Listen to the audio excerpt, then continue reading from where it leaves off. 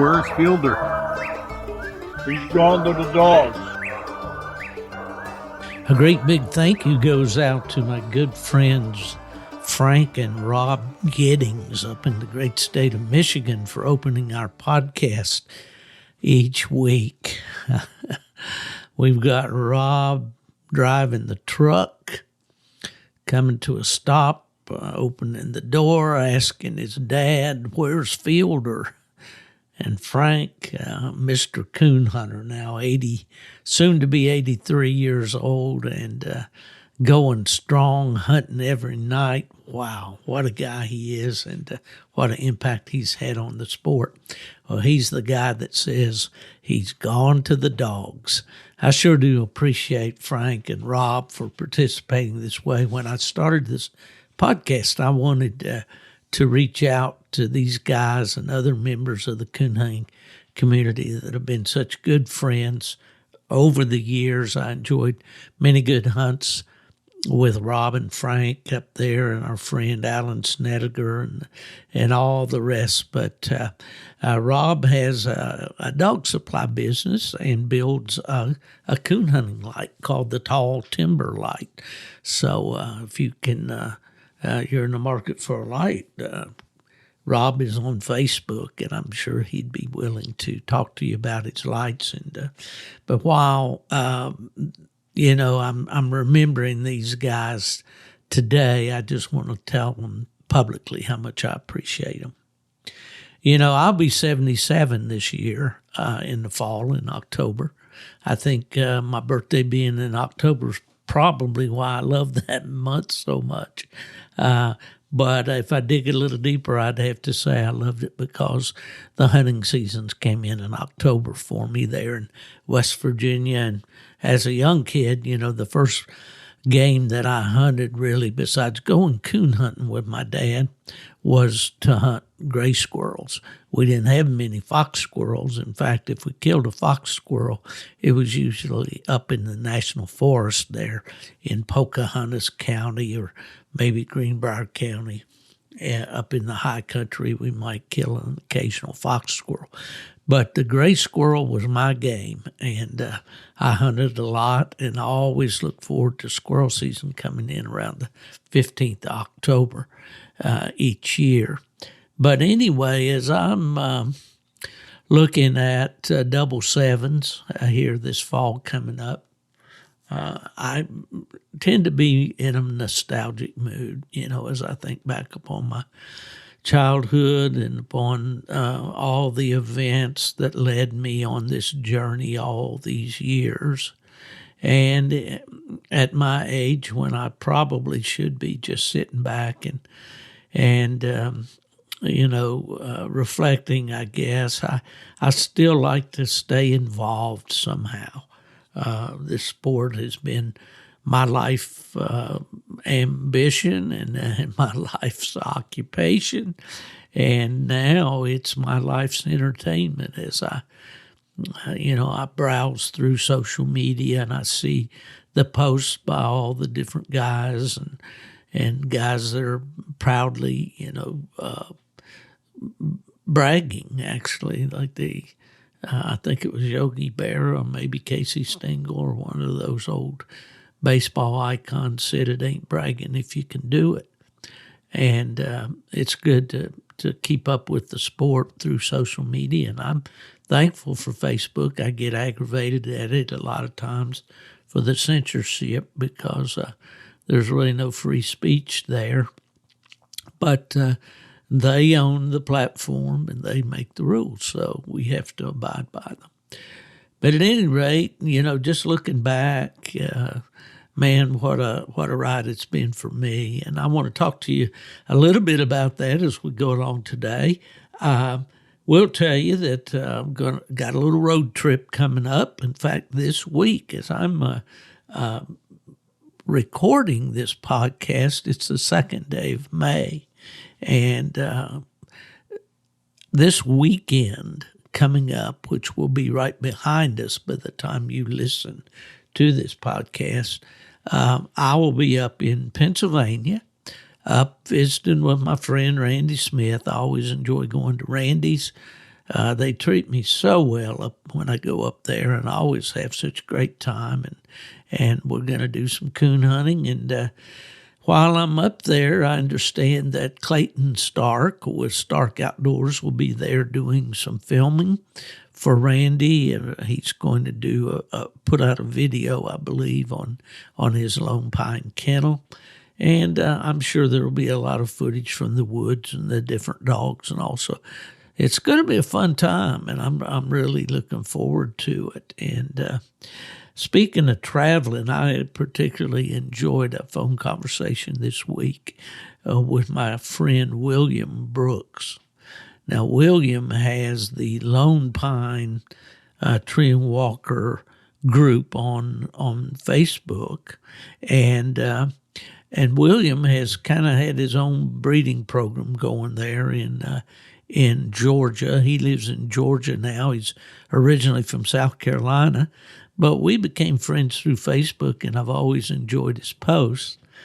And he just made about a 2,000-mile drive from down in South Georgia all the way up to the Defiance, Ohio area to breed his female to Frogger. So, Frogger's getting a lot of company these days. And so anyway, I got a call from William yesterday, I believe it was, and we talked for a while about his trip, and it was interesting to me to hear William's perspective on the territory that I hunted for so many years in West Virginia.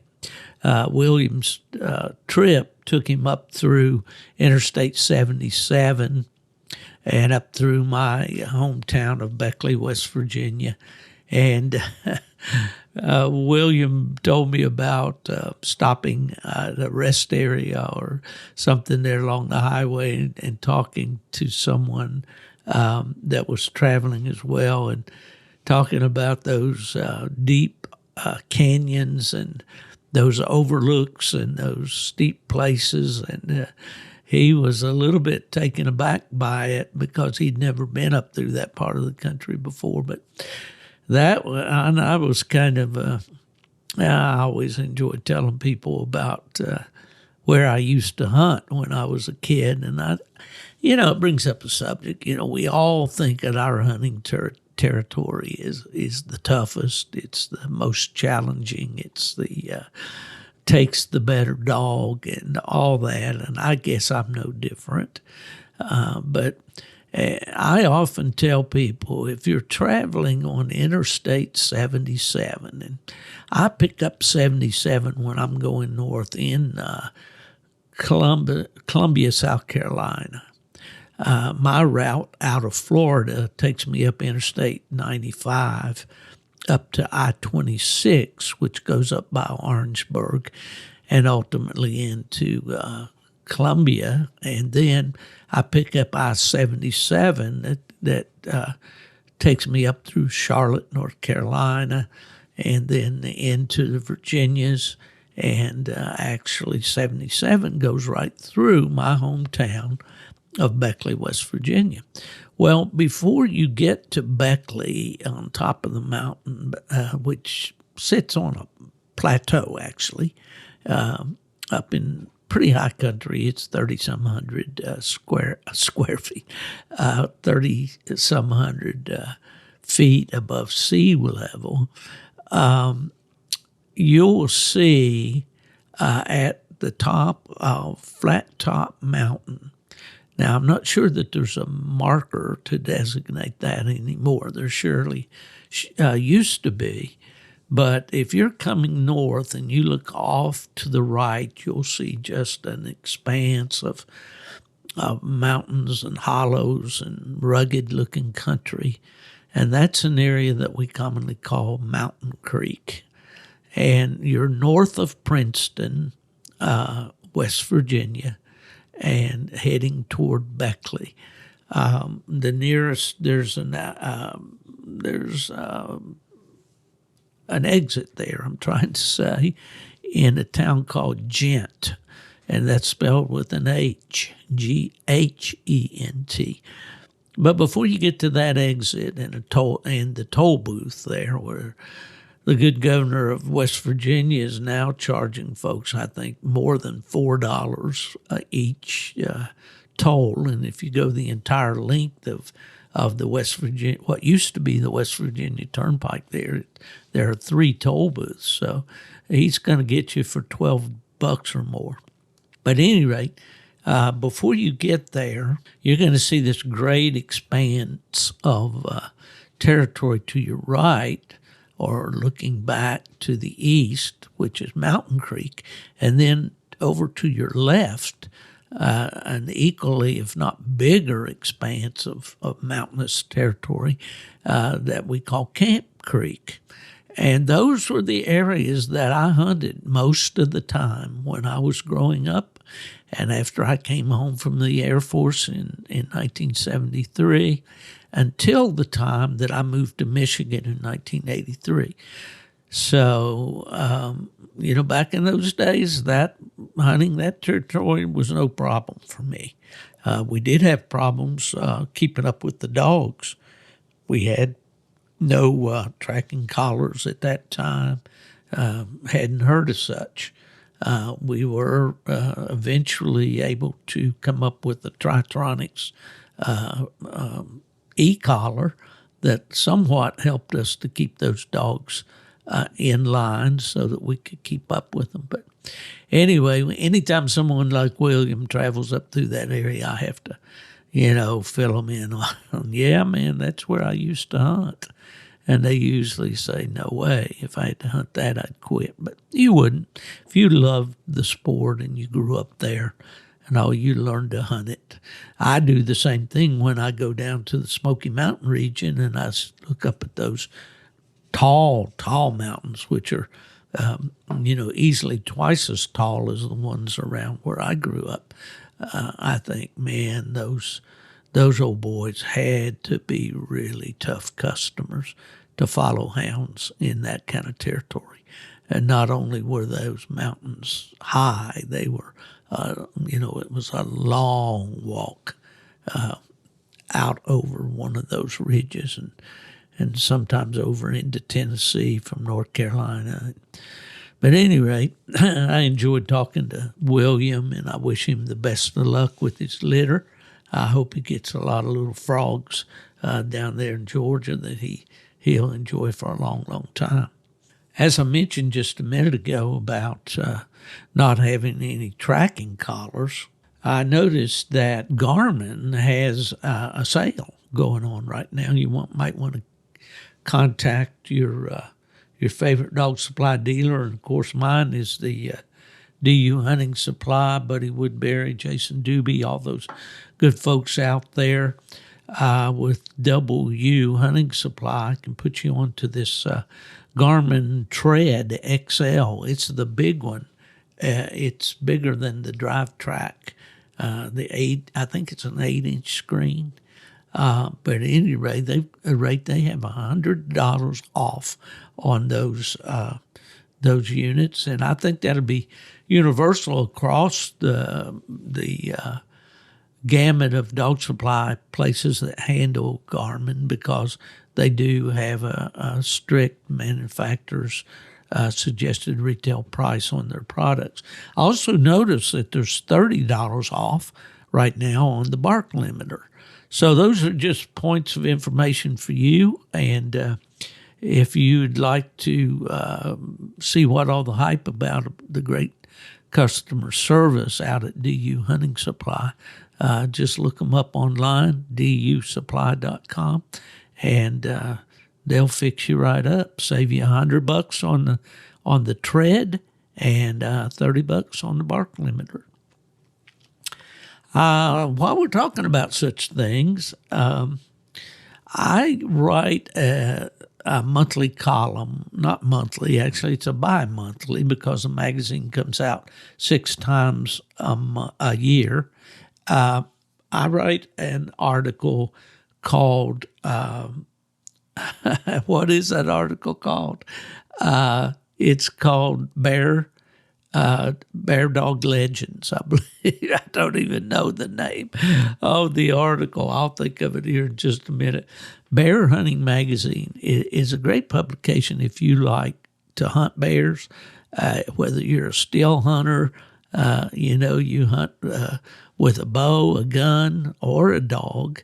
There's a lot of good information on that in each issue of that. And boy, I'm really slaughtering this, aren't I? I imagine the publisher, Colby Moorhead, will forgive me. I sure hope so. He might fire me. But I wanted to give a shout out to Colby. Colby purchased the Bear Hunting Magazine. It was formerly published by Clay Newcomb, and Colby's doing a great job with it. And that series is called Legendary Bear Hounds. And each issue, I pick a dog and a deceased bear hound that left behind a legend. And most recently, I did one about my friend over in Virginia that was just on our podcast. And so I'm not going to give you all the details and all the articles and the writing and everything, but if you're interested in bear hunting, especially hunting with hounds, there's a lot of editorial. My friend Tracy Jones in Tennessee is now writing a column in Bear Hunting Magazine. So check them out. They're online. You can get as they used to say back in my UKC days, Steve, I didn't get my prescription this month, and I just wanted to call you and let you know that I didn't get my magazine. Well, it's not a prescription, it's a subscription, but you can subscribe to Bear Hunting Magazine, and they also have a digital subscription. And if you've enjoyed anything I've written in the past, I have an article in there each month, Legendary Bear Hounds. But I did want to give a shout out to Colby Moorhead because as you listen to this podcast each week, he's the guy that produces it for us. He does the editing and gets it all ready to go on Al Gore's internet for us each week. And what a great guy, and really enjoy Colby and enjoy our conversations I get to have with him. And so anyway, just wanted to say shout out to my friend Colby Moorhead. You know, this kind of look back in time mood that I've been on here lately. I guess it goes with my age. I think all of us, as we get older, we like to kind of look back and think about things that have happened in our past or stories that have been interesting to us and we want to share and all. And, as I was thinking about that, I wrote the book called Gone to the Dogs, A Coon Hunter's Journey.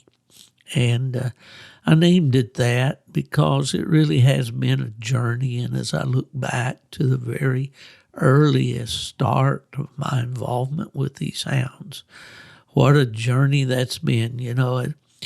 As a kid, I grew up in southern West Virginia, and that's coal mining country. That's what people do there for a living. And I know with all the talk about all electric cars and all these kind of things, most of our electricity is generated by coal. And so, that's been a way of life for those people. I've talked about my grandfather, Hatfield, that famous name. He was a coal miner. My mother was born in a coal mining camp called Rhonda on Cabin Creek. And I recently wrote a piece for American Cooner magazine called Kentucky. And it's out now in the upcoming issue, so if you want to catch that. But my grandparents on my mother's side were born in Kentucky, in Floyd County and Johnson County there. around West Van Leer, where Loretta Lynn came from. My grandfather was a coal miner. He later moved to West Virginia, and there on Cabin Creek. And back during that time, there was a lot of turmoil in the coal mines as there were attempts to organize the mines and get the union involved. And my family, the stories that come down through my family of my grandfather being involved with those bloody wars that evolved in those days, and the March on Logan, West Virginia. And so you can read all of that stuff and look it up on YouTube or Google it, or you can get the whole history. But as I think back, having grown up in the coal mining region of the country, I'm kind of reminded sometimes of reading the stories of O.L. Beckham out in Joplin, Missouri, as he talked about the hard rock miners out there. Now, I'm not sure exactly what they were mining, copper, lead, I guess. I don't know for sure. But O.L. was a great storyteller and had many, many stories of activities that happened around those mines and characters that worked in the mines. Well, when I grew up, my earliest memories of going coon hunting was driving up on those, what we called strip jobs. And the way a lot of the coal was mined in that part of the country early on was simply to go in there and blast away the side of the mountain and expose the seam of coal. And then you could auger in, or you could drive what they call a drift mouth back into that coal seam and bring that coal out. And when they blasted that face of that mountain away, they just kind of shoved it on down the mountain, and it rolled. All that spoil rolled right on down into the creeks, and the acid that was contained in those minerals and all that came out of those mining operations turned the water red, killed all the fish, really made a heck of a mess out of the country. And as a kid, I can remember even going, there's a beautiful state park outside of Beckley. If you ever travel to that part of the country, you need to make a stop, especially if you're lucky enough to get there in like early June when the rhododendron are in bloom. There's Grand View State Park, and it is indeed a grand view of the New River, the oldest river in the United States that heads in North Carolina, flows up through Virginia, up into West Virginia, empties into the Kanawha River, and ultimately into the Ohio. And then, of course, the Ohio converges with the Mississippi. I just saw a documentary on YouTube about the town of Cairo, Illinois, and what a ghost town it is now. But that's where the Ohio and the Mississippi come together. But at any rate, we would go coon hunting around what we called the strip. There would be a road, a shelf around the side of the mountain where they took the coal out on the upper side, shoved the spoil down on the lower side, created a shelf around the side of the mountain. And you could drive a vehicle, and we would typically turn the dogs loose in front of the vehicle and let them range out in front of the car or truck, as the case may be, and hopefully find a coon track.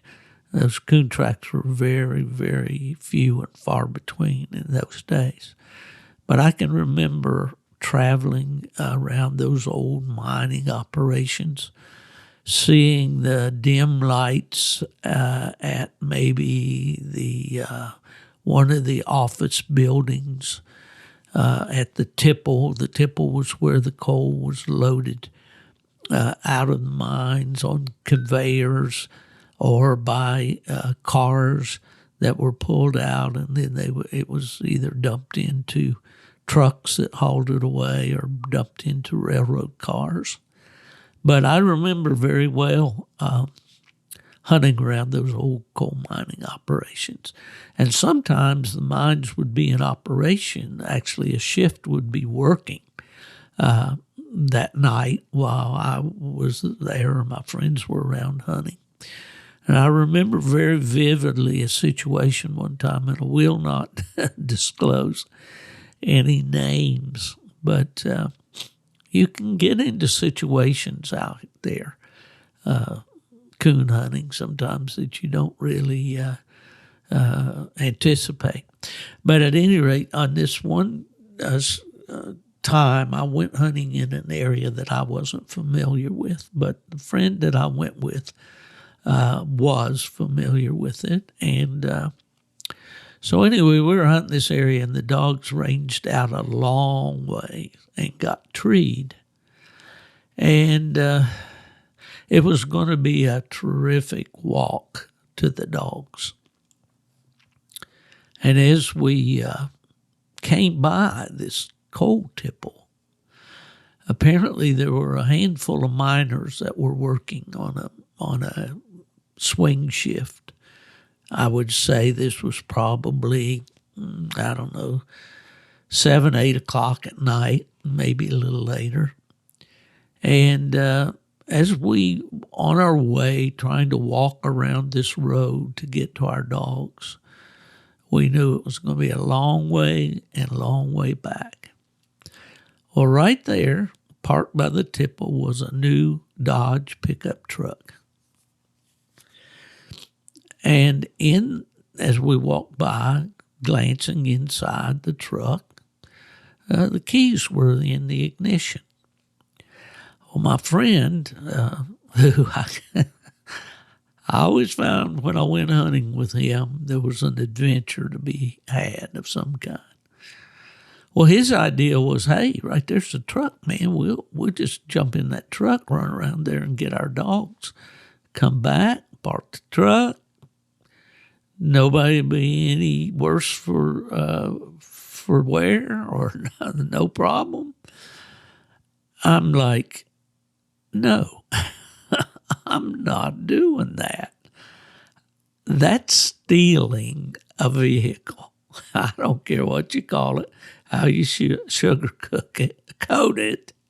Man, I'm having trouble tonight, and this pollen down here in Florida's got me all clogged up too. I need to call Roto-Rooter, I think, for my sinuses. But at any rate, I was able to be the voice of reason, and we did not borrow that truck to go get our dogs. But I honestly believe that if I had not been along, my friend would have probably done that. Who knows what the consequences might have been from an action like that. But coon hunters can do some crazy things sometimes. But anyway, hunting around those strip mines and those old mining operations was never dull. It was rarely fruitful. This one area that we hunted was called the Garden Ground. Beyond, as you went around the strip, if you climbed over the top of the ridge, it went down onto the face of New River, which is that tremendous gorge that you see from Grandview State Park. And you really do need to go and look that over. There's a lot to see in that area as far as, scenic beauty and rugged mountain beauty. The New River Gorge Bridge is not far from there.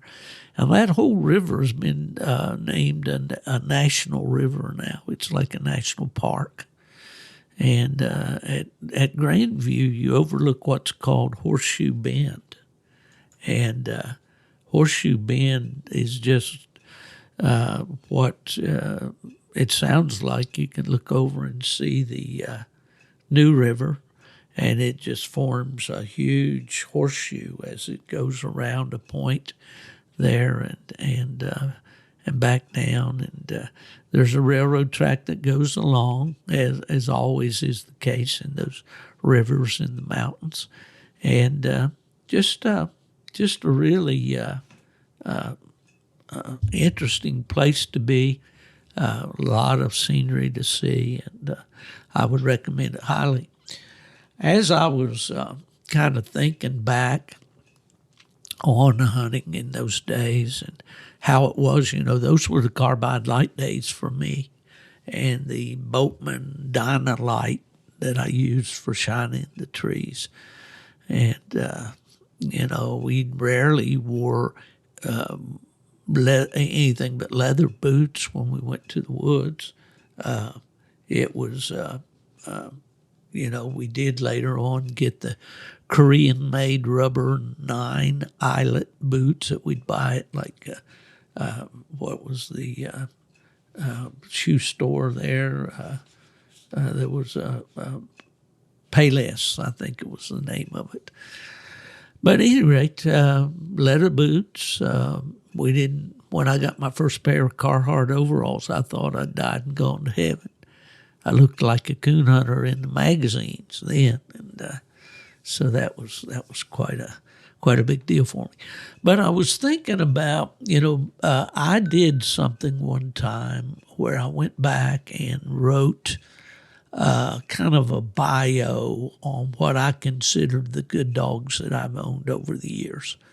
And as you know, those dogs were Plott dogs. I was very much committed to the Plott breed for many, many years. Only a couple times have I kind of strayed away and got involved in the Walker breed. And as I have now, I co-own a Plott and co-own a Walker, so I'm kind of riding the fence there, I guess. But anyway, I wanted to tell you about a Plott female that I owned and my dad owned. We owned our dogs together. I've told the story, I think, before about the bear pin Plotts and how, that was my dad's kennel name that he attached to his breeding efforts, and a name for a ridge in the Great Smoky Mountain National Park called Bear Pin Ridge, and was written about by Samuel Honeycutt in the book 20 Years Hunting Fishing in the Great Smoky Mountains.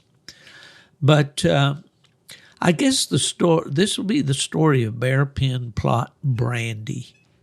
Brandy was a female that weighed about 50 pounds.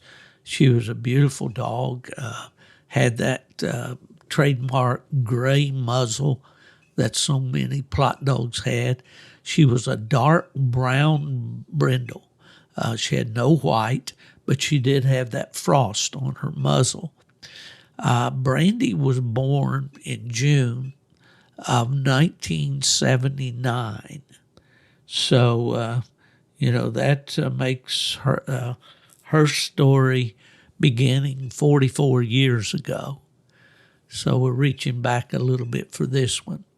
The way that Brandy came to live at our house was through a litter that my dad raised by breeding his female named Bear Pin Fancy that he'd gotten as a puppy from Everett Weems, the legendary Plott breeder from Salem, Illinois.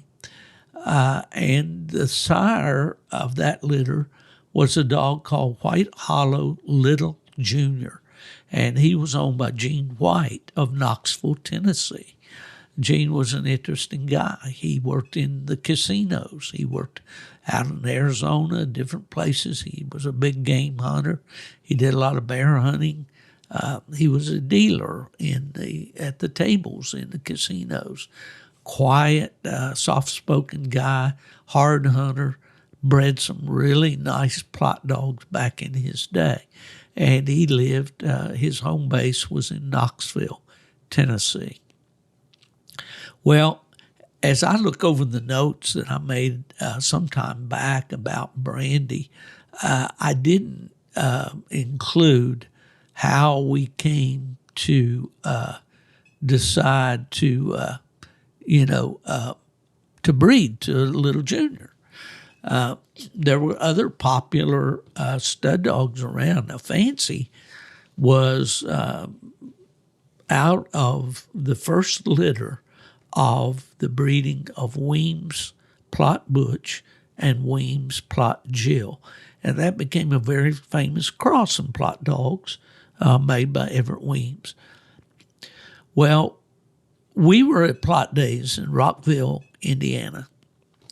My good friend Larry Everson was vice president when I was president of NPHA, and Larry lived in Rockville. But they had back in those days, Plott Days drew a lot of people and a lot of dogs. And Plott Days that year was held at the Park County Fairgrounds there in Rockville, which is over on the extreme western side of Indiana, along the Wabash River there. And in what typically would happen at Plott Days in those days was they would rent a fairgrounds, and people would bring their dogs, and they'd bring all their Plott dogs and put them on display there. And so there were some stock pens in this fairgrounds and barns, so to speak. At any rate, someone had brought a feral hog. We won't call it a wild, well, it was a wild hog, certainly, commonly called a Piney Ridge Rooter, I guess. It wasn't a black-looking hog like the Russians. It was a kind of a spotted dude, and he was, I guess 3/4 grown or so, and just real salty. He was quite a tough little guy, and guys were putting their dogs in the pen with this hog, especially their pups, to see if they would bay a hog. As you know, a lot of Plott breeders are big game hunters. They hunt bear predominantly with the dogs. They also are coon hunters, and Plotts have been used for about everything. They're very much a utility dog. Back in the early days of the breed, they were used to guard the homestead, to bring in the cows and tree game squirrels and coons at night, and of course. Good evening. Well, there's my friend Mickey Mouse checking in from the Apple Watch. Thank you, Mickey. It's good to hear from you. Anyway, we were there, my dad and I, and other guys were standing around in the barn and watching these dogs bay this hog. And Gene White was there, and I noticed Gene all of a sudden just spin on his heel and leave the barn. And I thought, well, I don't know what's going on. But at any rate, in a little while, Gene came back, and he had a pair of Plott dogs, saddleback colored dogs. Now, one of them was a buckskin and blackback dog, and the other one was a brindle dog with the blackback. They were small dogs, 50 pounds probably max, built like Plott dogs should, nice high set ear, blocky muzzle, really put together nice. And Gene, I guess, had gotten a little bit impatient with watching these dogs that were just booger barking at this hog. So he came in, and when whoever had a dog in the pen got theirs out, he just tossed his two over in that pen. Now this was these pens had like wooden slats around for fence, and sawdust on the floor, and it was a fair size enclosure there. And what I can explain here, and I realize that we don't, I won't even go there, but what in that day and time, things were a little different than they are now. Let's just put it that way. Those two dogs swarmed that hog. I mean, swarmed the hog. There was no standing back, no dodging in and out. They simply went in on that hog, and before you could say hog, one of them had it by the leg and the other by the ear, and it was a caught hog. And of course, Gene got in right away, got his dogs off, got them out of the pen, and took them back to wherever they were being kept. It was an amazing display. It was like the fastest bulldogging event that you've ever seen in your life in rodeo. It reminded me of the cartoons back when Dagwood would be fighting with his neighbor, and there would be a cloud of dust, and you could just see a fist flying out one way and a foot flying out the other in the comic strips. There again, I'm dating myself, folks. You don't recall those old comic strips, I'm sure. But at any rate, that grit and agility made an impression on my dad.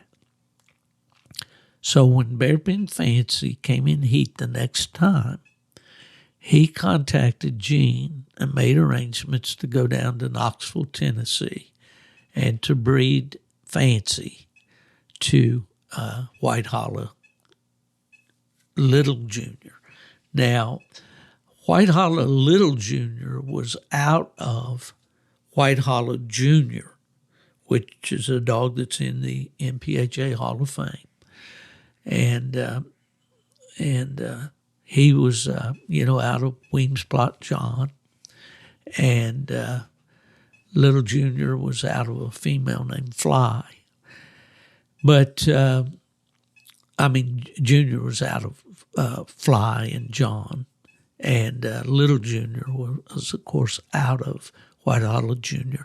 and a Kermit Allison bred female.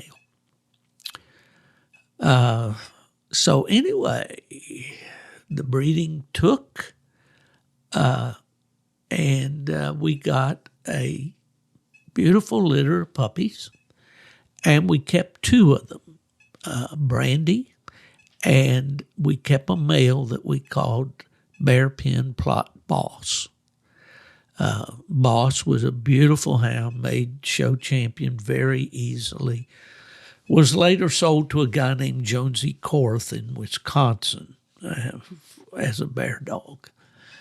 But here's about Brandy. She was a chop mouth hound on track and tree. It's 8-1. Yeah, I hear you, Mickey. And she would give a lot of mouth on track. In fact, she probably opened a little more on track than I like personally. I've never been a big fan of a dog that just opens every breath on track. We all like them different ways, and I'm sure some would love that. But at any rate, she was absolutely bear crazy. There's no doubt about it. I saw Brandy one time. Well, I'm getting ahead of my story. I don't want to tell that part yet. I want to back up.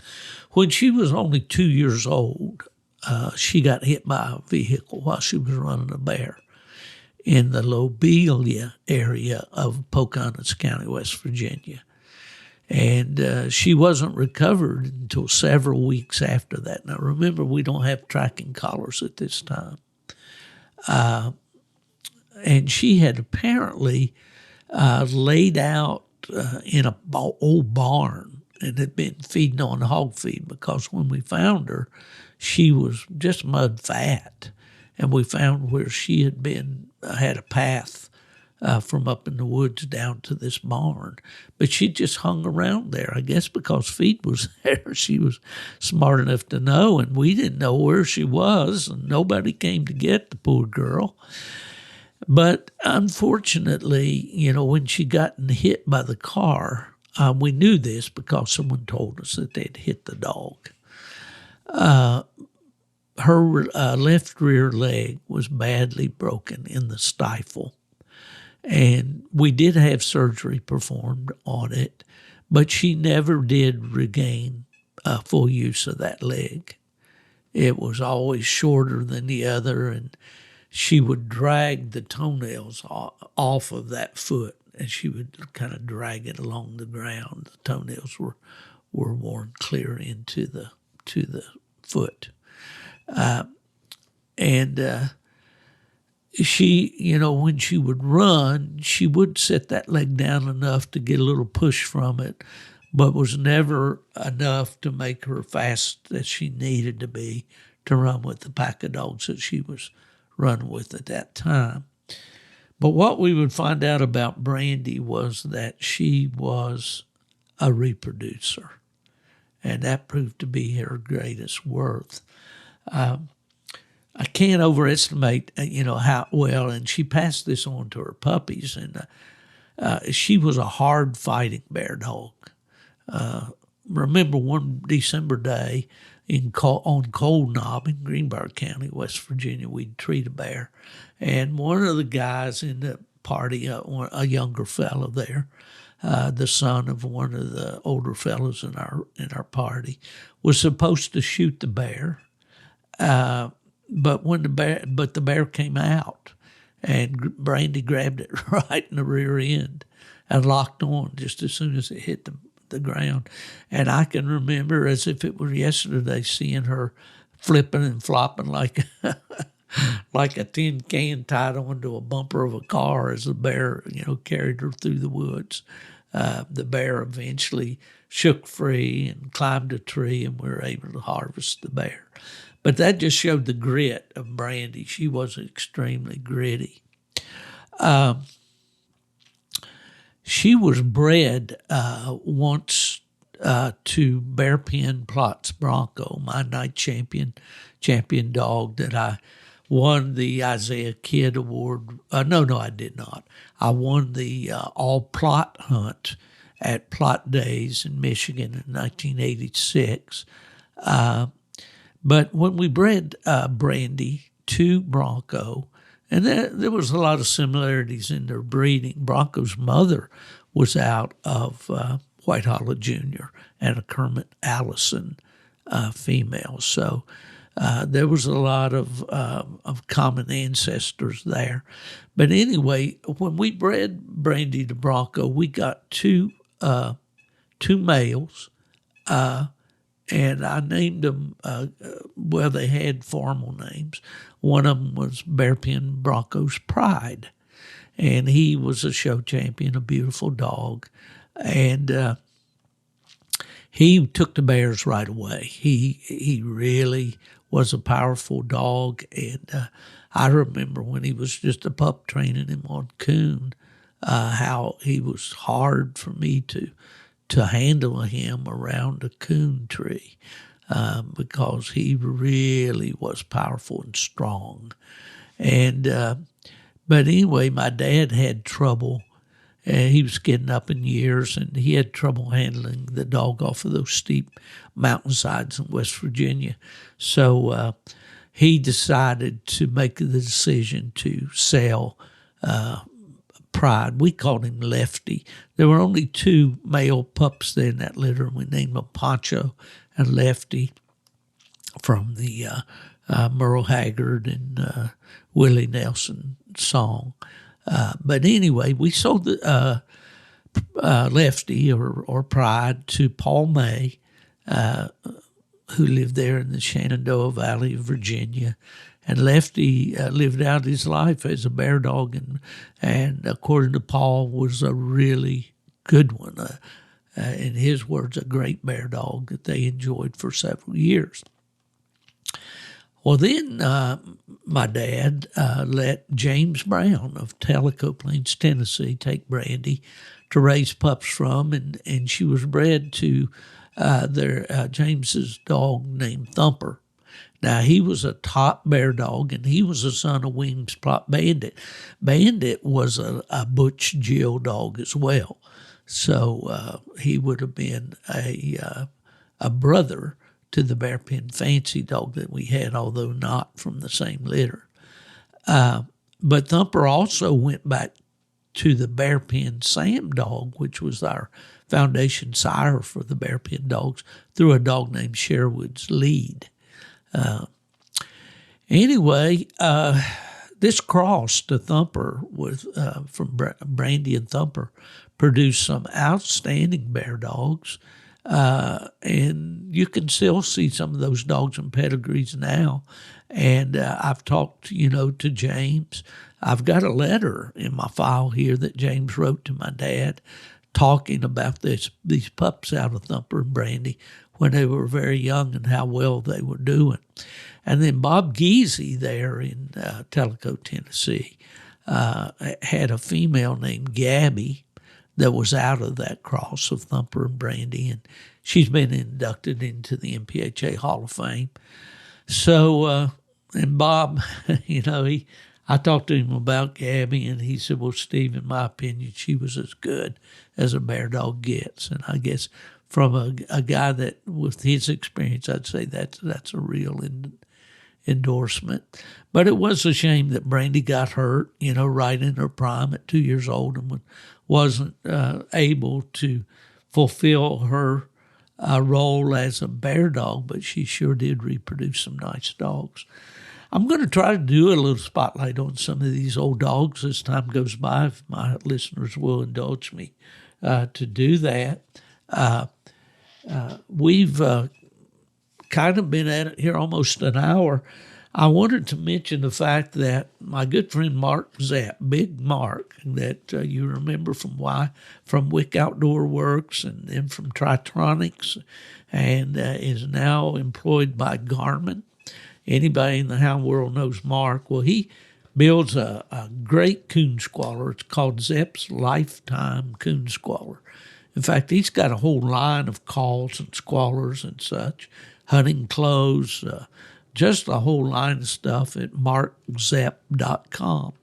But anyway, Mark has sponsored our podcast through some Zapp's Lifetime Coon Squallers. These are a $30 retail item. They're all metal. They have a nice lanyard with a spring on it to secure it to the call, made of paracord. Just expertly packaged, like anything that Mark touches is going to be top drawer. There's no question about it. This is a 3-reed coon squaller. As I said, it retails for $30.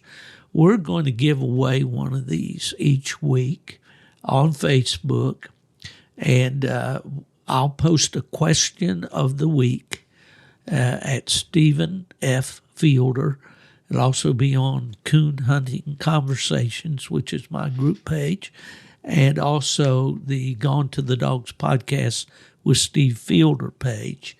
You'll see it on there, but there'll be a question each week. You answer that question, send it to me by private message through Messenger or other means, email.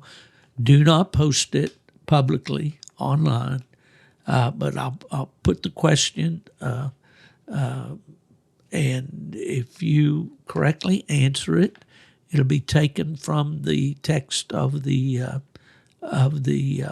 podcast that week, and then we'll put your name on the name of the Wheel of Names app, and we'll spin for a coon squaller each week. And then at the end of the month, we'll put the winners' names on the wheel and we'll spin for a larger prize. It may be a quarterly prize. I think I said the end of the month, but we'll be doing the larger prize on a quarterly basis.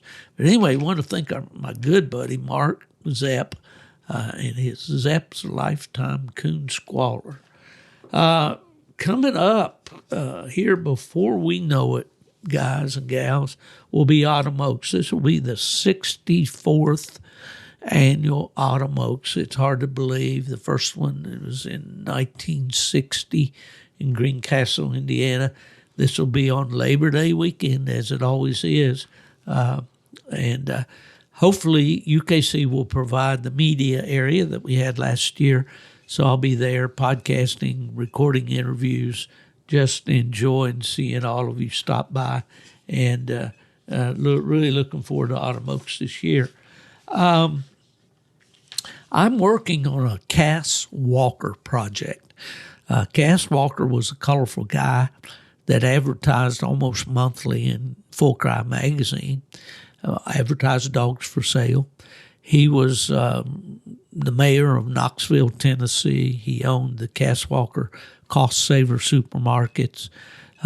He is, to say the least, a colorful guy. And there's a lot of stories that surround his life. I read a very interesting book on Cass, and it kind of gave me the idea to put together this project on Cass. So if you have a good Cass Walker story, somehow you interacted with Cass through maybe the sale or purchase of a dog, or you watched his TV programs that aired every morning there on local TV in Knoxville, or you're from that area, whatever you got on Cass Walker, man, I want to talk to you. Contact me again. Social media, Stephen, STEPHEN, F. Fielder. And, man, we'll hook up and we'll talk about Cass. He was one more character. Folks, I probably just drove you in the ground here with this voice today. But I just wanted to share a little bit with you, my listeners. And, as I do these podcasts each week, I'm reminded that I really don't have to work anymore. I don't have to do anything other than what my wife tells me to do and what the government requires me to do. But I love the sport of coon hunting. I always have. It's always been just very, very dear to my heart. And my friends that I've made through coon hunting are just so very special to me. And I'm really debating as to whether I should carry this on. The people at DU Hunting Supply tell me that the podcasts are very well received. They give me the numbers, and I know I've been involved in 2 other podcasts, so I know what those podcasts were capable of producing, and I see what this one is producing, and it's doing very, very well. And it's because of you, the listeners, that I do this. I get irritated, to be honest. Might as well tell it like it is. When I tune into a podcast and it's one commercial after another, after another, after another. I tried to listen to a new podcast the other day, and I ran through the gamut of commercials, and then, lo and behold, they started over and ran through again. And I have never wanted that, and I know that Buddy Woodbury with DU Hunting Supply doesn't require that and doesn't want that type of thing either. I guess that's why I get along so well with these guys. We kind of have the same philosophy. I do mention DU Hunting Supply because they make it possible for me to get this out to you each week, and I certainly want to thank them each week for that support. But as far as going out and getting together, a light sponsor and a boot sponsor and a dog box sponsor and, this and that, and some other gadget and all that stuff. Well, I worked for a living, and I had a career that was about 33 years in the coon dog business. I put a little money away. I participated in the retirement programs. I'm not waiting until I'm 77 years old to try to make a living off of coon hunters. And that may be harsh, but, that's just me. If that is not your bag or not your cup of tea, then hey, more power to you. I wish you the best. But at any rate, as I think about this, I'm thinking, is it, and I'm not looking for attaboys, not at all, but I'm doing some soul searching. So we'll just see. And as long as I can think of good people, and I know that my guests are a lot more interesting than I am, and I will be back next week with a guest for you that you'll enjoy. But I just wanted to spend this week for no other reason, just a little nostalgia trip. I'm certainly looking forward to my trip up to Pennsylvania with my friends up there. And we'll certainly have a good time, and I'll have a lot of stuff to report back to you, I'm sure. Miss Ella fed me so well for dinner, and it's talking to me right now. Man, if you don't have a good cook at home, I feel sorry for you. I got one of the best. But we've been at it over an hour, and that's enough rambling for me. As you know, I kind of try to end these things each week by using the little tagline, that I've gone to the dogs. But that happened to me many, many years ago when I was just a little kid. And my mother constantly reminded my dad that we'd gone to the dogs. And here I am facing 77 years old, and I'm still going to the dogs. And I hope you'll go with me as long as I'm able. Have a great week. Thanks for listening, and we'll see you down the road.